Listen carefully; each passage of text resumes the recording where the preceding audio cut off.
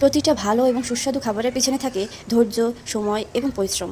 বাজার করা প্লাস রান্না করা প্রত্যেকটা জিনিস এক একটা দায়িত্ববোধ।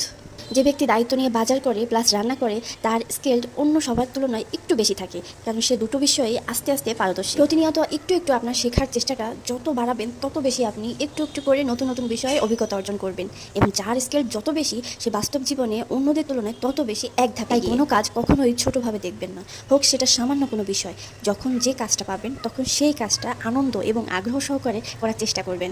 যখন কষ্ট করে কোনো কিছু রান্না করে সবার সামনে উপস্থাপন করা হয় এবং সকলে মিলে যখন একসাথে খেতে বসি এবং সকলের ভিতরে যখন প্রশংসা শোনা হয় যে খাবারটা সুস্বাদু হয়েছে, ভালো হয়েছে, তখন সেই পরিশ্রমটা সার্থক হয়। তাই যে পরিশ্রমই করছেন না কেন, হয়তো বা আপনি ভাবছেন অন্যরা কেউ করছে না, আমি কেন করবো, অন্যরা যা করবে আমিও তাই করব, এরকম চিন্তা থেকে যতক্ষণ না আপনি বেরিয়ে না আসতে পারবেন ততক্ষণ আপনি জীবনে কিছুই করতে পারবেন না।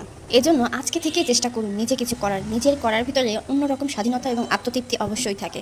লোকের কথায় বা লোকের কাজ দেখে কখনোই হিংসা বা কোনো রকমের আক্ষেপ রাখবেন না। হ্যাঁ, অবশ্যই আপনি ওই কাজটা ভালো পারছেন না, তবে আপনি তো চেষ্টা করতে জানেন, চেষ্টা করলে ভুল হবে, তারপরও আপনি সেই কাজের প্রতি 100 মনোযোগ দিয়ে করার চেষ্টা করুন। পরিশেষে শুধু একটা কথাই বলতে চাই, ভালো থাকুন, সুস্থ থাকুন, নিজের শরীরের যত্ন নিন এবং পরিবারকে ভালো রাখার চেষ্টা করুন।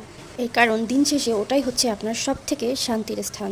তাই নিজের ভালো থাকার জায়গাটায় কখনোই কোনো বিষয় নিয়ে কম্প্রোমাইজ করা চলবে না।